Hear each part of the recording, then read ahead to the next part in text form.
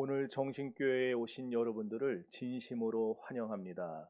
사실 여러분들을 이 자리에 모시기까지 저희 교인들이 8개월을 지난 3월부터 기도를 해왔습니다.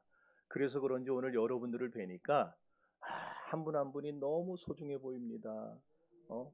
성경의 구약의 창세기라고 있는데 거기 보면 이런 말이 나와요. 야곱이 그 형 에서에게 한 말입니다. 내가 오늘 형님의 얼굴을 배우니 마치 하나님의 얼굴을 뵈는 것 같습니다. 오늘 제 기분이 그렇습니다. 여러분을 뵈니까 하나님의 얼굴을 뵈는 것 같이 참 좋습니다. 우리 옆 사람 보면서 한번 인사할까요? 참 잘 오셨습니다. 주님의 사랑으로 환영합니다. 예. 다시 한번 오늘 오신 여러분을 하나님의 사랑 안에서 진심으로 환영하면서 하나님께서 오늘 여러분을 만나주시고 여러분에게 축복하시는 그런 귀한 시간이 되기를 바랍니다. 제 인생은 23살 되던 해를 기점으로 그 전과 후가 나뉩니다. 근데 그때 제가 어떻게 세상을 살아가야 될지 그리고 과연 무엇을 위해 나는 살아가야 될지를 그때 깨달았어요. 근데 그때 찾은 답은 제 인생을 완전히 바꿔놨습니다. 23살 이전에 저는 돈 많이 버는 사장이 꿈이었습니다. 돈 많이 벌어서 하고 싶은 거 하고 좋은 집 살고 내가 원하는 대로 마음대로 이 나라 저 나라 가고 그게 제 인생의 소망이었고 꿈이었어요. 그런데 그날 이후로 저의 인생관이 바뀌었습니다. 그리고 제 삶의 목적도 바뀌었습니다. 나아가 제가 찾은 답을 하나님은 저만 알고 있지 말고 다른 사람들에게도 가르쳐 주라고 저를 목사의 길로 부르셨습니다. 예수님은 누구신가? 왜 예수인가? 이 질문은 오늘 우리 인생에 있어서 그 어떤 질문보다도 사실 중요한 질문입니다. 왜냐하면은 이 질문의 대답 여하에 따라서 우리의 모든 것이 결정되기 때문에 그렇습니다. 왜 예수인가? 왜 예수여야만 하는가를 정확히 알게 될 때 우리의 생각이 바뀌고 내 감정이 바뀌고 내 의지와 생활도 바뀌어서 결국 우리의 모든 인생이 바뀌게 되는 줄 믿습니다. 역사상 수많은 사람들이 예수를 만남으로써 인생이 바뀌었습니다. 그렇다면 도대체 예수가 누구길래 그런 일이 벌어졌는가? 어떻게 해서 그 많은 사람들이 그렇게 똑똑하고 현명한 사람들이 때로는 이리저리 사람들에게 치이고 괴롭힘 당하고 짓밟히던 그런 인생의 밑바닥에 살던 사람들이 도대체 예수가 누구길래 예수를 만나서 그들의 삶이 바뀌고 인생이 변화됐는가? 첫째로 예수 그리스도는 태초부터 계셨던 참 하나님이시기 때문입니다. 제가 타 종교를 폄하하거나 매도하려는 뜻은 없습니다. 석가모니도 공자도 나름대로 큰 일을 해냈습니다. 그러나 그분들과 예수 사이에는 커다란 근본적인 차이점이 하나 존재해요. 그 차이점이 뭐냐? 그분들은 다 생육법에 따라서, 다시 말해서 결혼과 출산의 법칙에 따라서 이 세상에 태어났고 그리고 결국 수명이 다해서 죽었다는 겁니다. 그러나 예수는 생육법에 따라 태어난 사람이 아닙니다. 예수 그리스도는 영원 전부터 존재하셨던 유일하신 창조주 하나님입니다. 그래서 요한 사도는 요한복음 1장 1절에서 이렇게 말합니다. 태초에 말씀이 계시니라. 이 말씀이 하나님과 함께 계셨으니 이 말씀이 곧 하나님이시라. 그래서 요한복음 1장 3절은 또 계속해서 말합니다. 만물이 그로 말미암아 지은 바 되었느니라. 그렇습니다. 우리 예수님은 태초 이전부터 이 세상에 계셨던, 이 세상을 만드시고 이 세상을 창조하시고 이 세상을 섭리해 나가신 하나님이셨습니다. 둘째로 예수 그리스도는 육신이 되어 이 세상에 나를 구원하러 오신 참 사람입니다. 요한복음 1장 14절은 말합니다. 말씀이 육신이 되어 우리 가운데 거하시며 우리가 그의 영광을 보니 아버지의 독생자의 영광이요 은혜와 진리가 그 안에 충만하더라. 여러분, 여기서 말씀이 육신이 되었다라는 말은요, 예수 그리스도께서 사람이 됐다는 말이에요. 신이 신으로서의 모든 지위와 영광을 다 포기해버리고 피조물이 된다는 것은요, 이 세상에 있는 그 어떤 종교도 이해할 수 없습니다. 왜냐하면 이 세상에 있는 모든 종교에는 그런 일이 있을 수 없기 때문에. 어떻게 신이 인간의 몸으로 이 세상에 오느냐? 그것도 이 세상에 있는 하찮은 인간을 구원하기 위해서. 세상 종교는 이해 못합니다. 그리고 우리도 이성을 가지고 있으면은 우리 이성으로는 결코 이해할 수 없는 내용입니다. 예수님이 육신을 가지고 이 세상에 오신 것을 성육신이라고 불러요. 일울성 육체육 몸신. 예수님이 인간의 몸을 가지고 이 땅에 오셨다라는 겁니다. 그렇다면 예수께서 이 세상에 육체를 가지고 오신 이유가 뭘까요? 그 이유는 저와 여러분을 너무나도 사랑하기 때문입니다. 그래서 오늘 하나님은 본문을 통해서 하나님이 세상을 이처럼 사랑하사 독생자를 주셨으니 이는 저를 믿는 자마다 멸망치 않고 구원을 얻게 하려 하심이라고 말씀하고 있는 것입니다. 여러분의 가슴에 한번 안 따라해도 좋아요. 그냥 여러분 스스로 그냥 생각만 해보세요. 가슴에 손을 얹고 한번 속으로 생각을 해보세요. 하나님이 나를 이처럼 사랑하사. 그렇습니다. 하나님은 여러분을 이처럼, 여기 이처럼이라는 말은 독생자를 십자가에 내어줄 정도로라는 말이에요. 하나님은 여러분을 그처럼 사랑하셨어요. 자기 외아들을 십자가에 내어줄 정도로 여러분을 사랑하셨어요. 그런데 이 말씀을 자세히 보면은 중요한 사실 하나가 드러납니다. 인생은 모두 어디를 향해 가는 존재냐? 멸망을 향해 가고 있는 존재들이라는 거예요. 지금 여러분이 가장 사랑하는 사람이 막 그냥 달려가고 있는데 그 앞쪽에 보니까 낭떠러지가 있어요. 근데 그 사람은 못 봐요. 그거를. 여러분은 보고 있는데. 그럼 여러분이 그걸 보고 있다면 어떻게 해야 되겠습니까? 막아야 되지 않겠어요? 그렇지 않아요? 바른 길을 가도록 해줘야죠. 멸망을 피하고 영생을 취할 수 있는 길을 여러분들이 찾게 해줘야 되지 않겠습니까? 영생의 길이 어디에 있고 그리고 영생의 길이 과연 무엇인지 여러분 만나게 해줘야 되지 않겠습니까? 그럼에도 불구하고 사람들은 이런 얘기를, 이런 경고를 듣기 싫어합니다. 또는 들어도 무관심합니다. 왜 그런가? 착각해서 그래요. 뭘 착각하느냐? 크게 세 가지를 착각합니다. 첫째, 이 세상이 전부라고 착각합니다. 이 세상이 전부라고 착각하기 때문에 죽으면 그만이에요. 죽으면 끝이라고 생각해요. 그래서 살아있는 동안에 그냥 열심히 재미있게 살다가 즐기며 살다가 가면 그만이지, 그렇게 생각합니다. 엄청난 착각입니다. 여러분, 우주 삼라만상은 모두 하나님의 것입니다. 하나님이 창조하셨기에 하나님이 주인입니다. 그래서 세상은 하나님의 방법대로 움직일 수밖에 없습니다. 이걸 기독교에서는 다스릴 섭에 또 다스릴 리자를 써서 섭리라고 부릅니다. 하나님이 모든 세상 만물을 하나님의 뜻대로 움직여 가신다라는 거예요. 하나님이 다스리시고 이끌어 가십니다. 그런데 세상의 주인이신 하나님이 뭐라고 말씀하셨는가? 하나님은 단 한 번도 이 세상이 전부라고 말씀하지 않았습니다. 이 세상은 죽으면 끝이라고 말씀하신 적이 없습니다. 베드로전서 1장 21절은 인생은 풀이요 그 영광은 풀의 꽃과 같다고 했어요. 그런데 풀은 어떻습니까? 시들어요, 말라버려요, 곧 죽어버립니다. 세상 영화는 이처럼 흥망성쇠를 거듭할 수밖에 없어요. 마찬가지로 사람은요, 태어나면은 풀이 시드는 것 같이 언젠가는 다 시들어서 이 세상을 떠나가야 됩니다.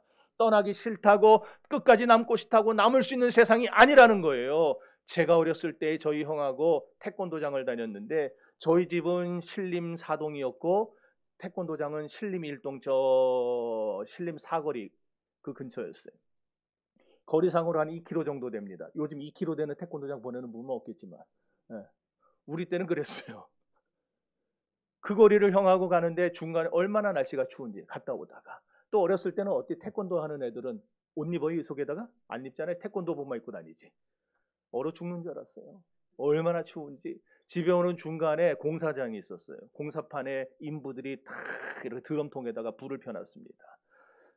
그래서 형하고 거기서 잠깐 불 좀 쬐고 가자고. 근데 여러분 그 느낌 아시죠? 이렇게 쬐면은 등이 시렵고 돌아서면은 배가 시렵고 계속 이러다가 그러니까 가기가 싫어요. 집에 가기가 싫어요.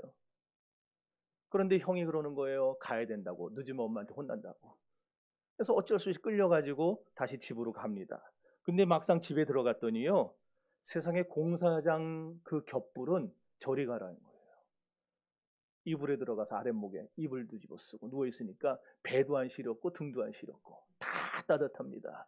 그때 알았어요. 저는 공사장은 언젠가는 떠나야 되는 곳이구나. 나에게는 집이 있구나.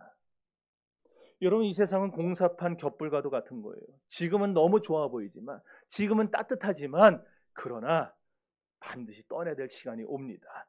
그리고 떠나면은 우리에게 사실 더 좋은 것이 기다리고 있습니다. 이 세상은 내 집이 아니에요. 그런데 문제는 뭐냐? 죽은 후에는, 이 세상을 떠난 후에는 반드시 심판이 찾아온다는 사실입니다. 그래서 히브리서 9장 27절은 말합니다. 한 번 죽는 것은 사람에게 정하신 것이요 그 후에는 심판이 있으리라. 이 사실을 모르니까, 세상이 전부인 줄 아니까 그냥 세상에 집착하며 살게 되는 겁니다. 둘째, 어떤 착각을 하느냐? 나는 죄인이 아니라는 착각을 합니다. 대부분의 사람들은 생각해요. 내가 뭐 그렇게 굉장히 좋은 사람은 아닐지 몰라도 그렇다고 뭐 그렇게 썩 나쁜 사람도 아니야 생각합니다. 적어도 나는 선한 쪽에 가깝다라고 여깁니다. 그러다 보니까 자기가 죄인이라는 사실을 인정 안 해요. 그런 말을 듣기 싫어합니다. 그래서 사람들이 기본적으로 기독교를 싫어하는 거예요. 왜? 기독교는 끊임없이 말합니다. 너는 죄인이야. 너는 죄로 인해 결코 하나님 앞에 갈 수 없어. 이리 말하니까 기독교가 듣기 싫은 거예요. 회개하라니까 듣기 싫어요. 하지만 여러분, 아무리 내가 죄인이라는 사실을 부인하고 듣기 싫어해도 내가 죄인이라는 이유는 분명합니다. 확실합니다. 왜 내가 죄인이냐? 하나님이 원래 사람을 만드신 이유는 사람이라는 단어 자체가 위를 쳐다보는 존재입니다. 위를 쳐다보는 자, 안트로포스, 위를 쳐다보는 자. 그러니까 우리는 위에 계신 하나님을 보면서 하나님과 교통하도록 하나님이 우리를 지으셨어요. 그래서 우리는 언제나 하나님과 함께 살고 하나님을 위해서 살아야 되는 겁니다. 그런데 오늘날 사람들은 어떻습니까? 죄가 세상에 들어온 이후에 사람들은 하나님을 바라보기보다 세상을 바라봅니다. 그리고 하나님과 함께 살아가기보다 자기를 위해 살아갑니다. 내 생각이 좋으면 그만이고, 내가 원하면 그만이고, 내가 원하는 대로 뺏으면 그만입니다. 모든 것이 내가 중심이에요. 내 삶의 주인도 나고 내 인생의 결정권자도 납니다. 오로지 자기 자신만을 위해서 삽니다. 자기의 욕망과 목표를 이루기 위해서라면은 다른 사람의 희생쯤은 대수롭지 않게 여깁니다. 뭐 어때서? 그러면 뭐 어쩌라고? 이러고 살아갑니다. 자기 기분이 좋으면 선이고 자기 기분이 나쁘면 악입니다. 이게 바로 우리를 창조하신 하나님을 배신하고 대적하는 죄입니다. 죄가 다른 게 아니에요. 죄란 하나님이 앉으셔야 될 자리에 내가 대신하는 게 죄입니다. 하나님이 우리 인생을 다스리셔야 되는데, 하나님이 우리와 함께 하시면서 내 인생의 길을 이끌어 가셔야 되는데, 그 하나님을 쫓아내버리고 내가 스스로 내 인생을 끌어가려고 하기 때문에 그것이 죄입니다. 내가 죄인인 분명한 이유는 또 한 가지 있습니다. 바로 나는 언젠가는 죽는다는 것. 그게 증거입니다. 여러분, 세상에 태어나서 안 죽고 영원히 사는 사람 봤어요? 옛날 설화에 삼천갑자 동방석이 있었는데 삼천갑자 살았어요. 그 사람도 더 못 살았어요. 영원히 사는 사람 없습니다. 진시황이 그렇게 영원히 살고 싶어서 온갖 명약을 다 찾아다녔지만 결국 진시황도 죽었습니다. 창세기 3장 19절에 보면 하나님이 범죄한 아담에게 이런 말씀을 하셨어요. 너는 흙이니 흙으로 돌아갈지니라. 무슨 말이냐면 너 반드시 죽는다 그 말이에요. 그래서 로마서 6장 23절에 보면은 하나님은 죄의 싹은 사망이라 그랬어요. 다시 말해서 사람이 왜 죽느냐? 사람이 무엇 때문에 죽느냐? 그렇게 살고 싶지만 왜 우리는 죽을 수밖에 없느냐? 죄 때문에 죽는다라는 거예요. 그래서 이 세상에 있는 모든 사람이 태어나서 죽는 걸 보면은 우리는 죄인이라는 증거가 확실합니다. 그런데도 사람들은 착각하는 거예요. 나한테 뭔 죄가 있어? 난 죄 없어. 내가 무슨 죄인이야? 웃기지만 나만큼만 살라고 그래. 착각입니다. 셋째, 죽으면 그만이라고 착각합니다. 저도 정말이지 그랬으면 좋겠어요. 진짜 죽으면 그만이면 좋겠습니다. 천국도 없고 지옥도 없으면 좋겠습니다. 그럼 이제라도 목사 안 하고 저도 하고 싶은 대로 살 수 있으니까.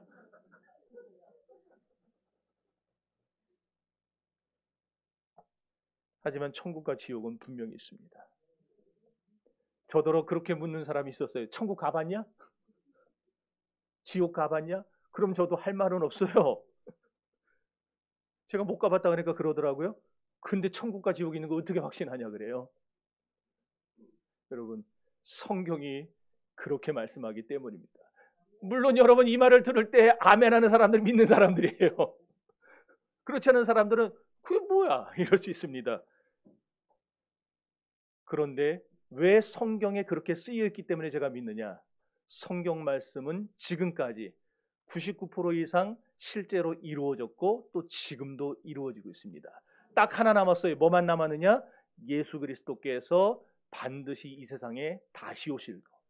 그리고 그가 믿는 자와 믿지 않는 자를 심판하실 것이다. 이 하나만 남았습니다. 그래서 저는 이 천국과 지옥에 대한 모든 기록을 다 믿습니다. 반드시 그렇게 될 겁니다. 여러분, 죽음이 끝이면 좋겠죠. 그러나 그렇지가 않아요. 결코 아닙니다. 인생을 통과하면 끝이 아니라 그 앞에 두 길이 존재합니다. 오늘 요한복음 3장 16절은 그 두 길을 이렇게 소개합니다. 이는 저를 믿는 자마다 멸망치 않고 멸망의 길이 있다라는 거예요. 또 영생을 얻게 하심이라 영생의 길이 있습니다. 죽으면은 우리에게 끝이 아니고 두 가지 길이 반드시 찾아옵니다. 둘 중 하나입니다. 영원히 멸망과 고통을 당하면서 끝없이 살아가야 하는 영벌의 내세가 기다리든지, 아니면은 기쁨과 즐거움이 넘치는 영생의 내세가 기다리든지. 회색지대는 없어요. 영원한 영생의 내세에 못 들어가면은 고통당하는 멸망의 내세에 들어갈 수밖에 없는 것입니다. 여러분, 죽으면 그만이 아니에요. 그 다음이 반드시 있습니다. 그런데 더 큰 문제는 뭐냐? 내 힘으로는 아무리 영벌의 세계에서 영생의 세계로 옮겨가고 싶어도 내 힘으로는 절대로 스스로 옮겨갈 수 없다는 게 더 큰 문제입니다. 제가 여러분들 겁주려고 하는 얘기가 아니에요. 초면에 여러분 겁줘봤자 뭐 하겠습니까? 저도 양심이 있지. 성경이 그렇다고 하니까 전할 수밖에 없는 겁니다. 이렇게 사람들은 세상이 전부라는 착각을 해요. 자기는 죄가 없다는 착각을 하고 죽으면 그만이라는 착각을 해요. 만일 그렇다고 한다면, 그리고 이런 착각을 하는 우리에게 아무런 소망도 없다면, 아무런 길도 없다면, 영벌에서 영생으로 넘어갈 어떤 수단과 방법도 없다면 저와 여러분은 얼마나 절망적인 존재입니까? 이것으로 끝나버리고 그냥 죽고 나서 우리는 다 같이 지옥으로 가야 한다면 얼마나 이것보다 허무하고 무서운 게 어디 있단 말입니까? 그런데 이런 절망적인 나에게 참으로 기쁜 소식 하나가 전해졌습니다. 누군가가 우리가 지금 속해 있는 이 세계는 마치 안에는 문고리가 없고 밖에만 있어서 우리는 아무리 열려고 해도 열 수 없는 문인데, 밖에서 누가 열어줘야 되는데 누군가가 와서 그 문을 열어줬다라는 거예요. 자기 목숨을 대신 내어주고 대신 죽을 나를 살려내신 이가 있다는 겁니다. 나는 그분이 누군지 모르지만 그분은 들어보니까 나를 너무너무 사랑하신다는 겁니다. 얼마나 나를 사랑하시는지 스바냐 3장 17절에 보면 나를 보면은 좋아서 견디지를 못하는 분이라고 그러셨어요. 어떻게 하든지 나를 멸망의 길에서 끄집어내서 영생의 길로 들어가게 만들고 싶어하는 분이랍니다. 그분이 누구냐? 그분은 바로 예수 그리스도십니다. 하나님은 천지 만물을 창조하신 창조주십니다. 그래서 이 세상에는, 우주 만물에는 하나님 말고는 우리의 경배를 받을 존재가 없습니다. 이 하나님이 우리를 보면서 살려내고 싶다. 저들이 지금 가고 있는 멸망의 길에서 건져주고 싶다라는 생각을 하셨습니다.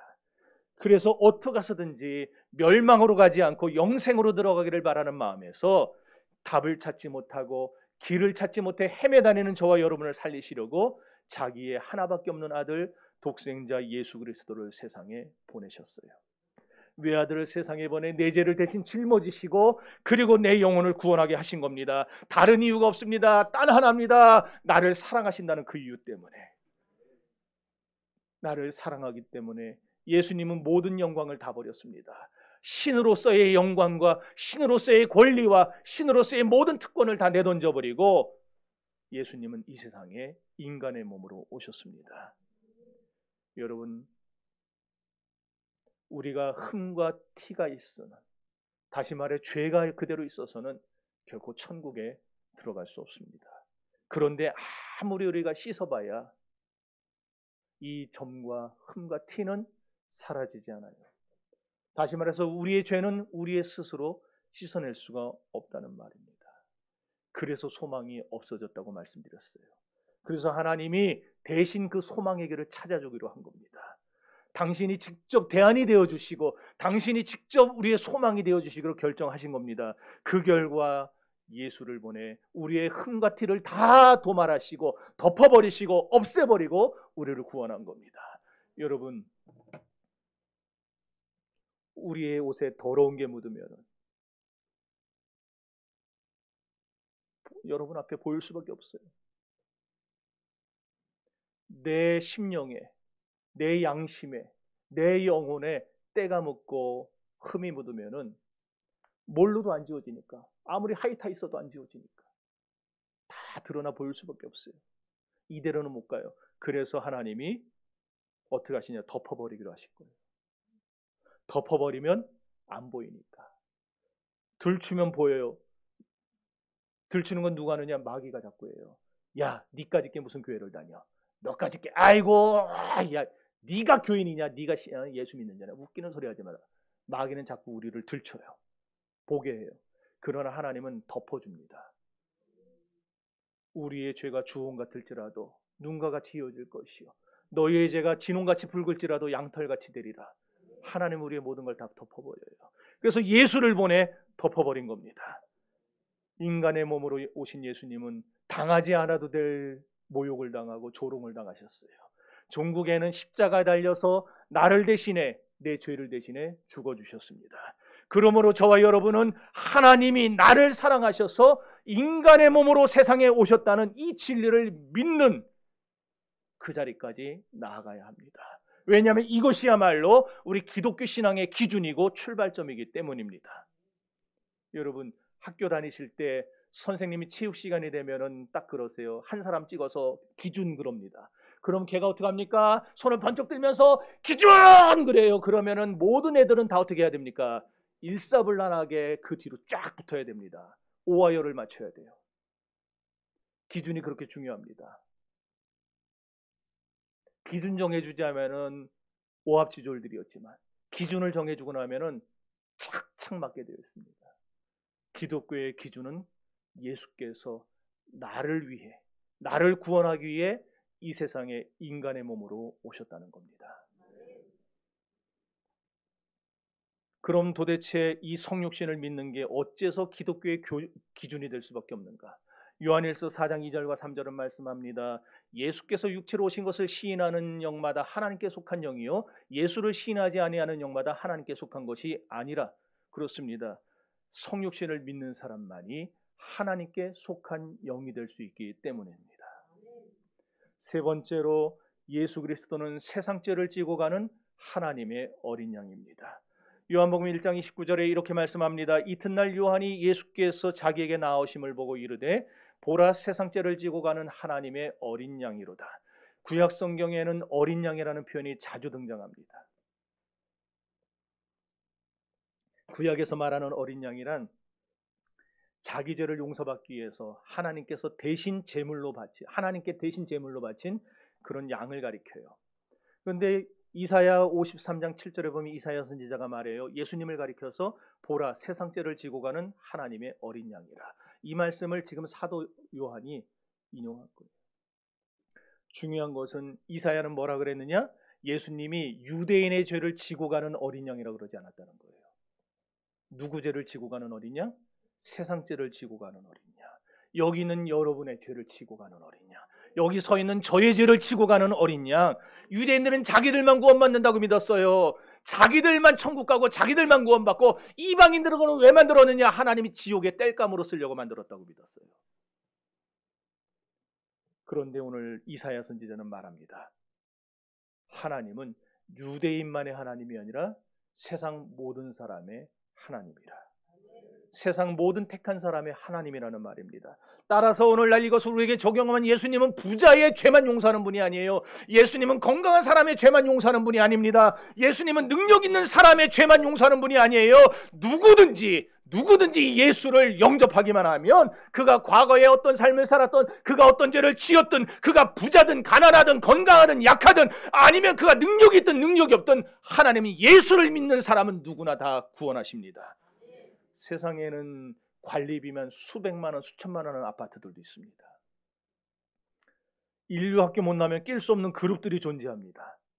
그래서 세상 사람들은, 가진 사람들은 누구든지라는 말을 이해 못합니다. 어째서 누구든지냐? 우리만 특별한 대우를 받는 세계가 있는데, 스카이캐슬이 분명히 있는데, 그게 세상 사람들의 논리입니다. 그러나 기독교는 거기에 분명히 선언합니다. 기독교는 특별한 사람만 구원받는 것이 아니라 누구든지 예수를 믿기만 하면 구원받는 종교입니다. 이것이 왜 예수인가, 왜 예수여야만 하는가에 대한 답입니다. 여러분이 지난날 어떻게 살아왔는지는 상관없습니다. 어떤 죄를 지었는지 묻지도 따지지도 않습니다. 세상은 묻습니다. 그러나 하나님은 우리의 죄를 던져버리세요. 뭐라고까지 했냐면은, 우리 교인들은 알 텐데, 죄를 동에서 서가 먼 것 같이 던져버리세요. 그리고 다시는 쳐다도 안 본다 그러셨어요. 기억조차 안 하신다 그러셨어요. 오늘 회개하고 예수 그리스도를 영접하기만 하면 모든 죄를 용서받고 구원받아 하나님의 자녀가 되는 권세를 누리게 되는 것입니다. 여러분 생각해 보세요. 예수님에게 무슨 죄가 있었습니까? 아무 죄도 없었어요. 그런데 하나님은 예수님을 십자가에 매달아서 죽이셨어요. 왜? 내 죄를 대신 예수님에게 짊어주셨기 때문에. 그리고는 도리어 죽어야 될, 마땅히 죽어야 될 나는 무죄방면하셨어요. 이걸 도대체 누가 이해합니까? 어떻게 이해합니까? 우리는 지금 아멘하고 믿습니다 하지만 사실 우리도 이 놀라운 사랑을 다 속속들이 이해하지 못합니다. 알지 못합니다. 아무리 머리가 좋다 한들 불가사의한 하나님의 사랑을 이해할 수 있는 사람은 아무도 없습니다. 그래서 그냥 받아들이는 겁니다. 하나님이 나를 위해 죽으셨다는 사실을 내가 이해할 수는 없지만 그냥 믿음으로 받는 겁니다. 얼마나 사랑하시면 자기 하나밖에 없는 아들을 죽이고 나를 살려내신단 말입니까? 그렇다면 이렇게 측량 불가한 구원의 복을 받는 데 있어서 우리가 지불해야 될 값이 있는가?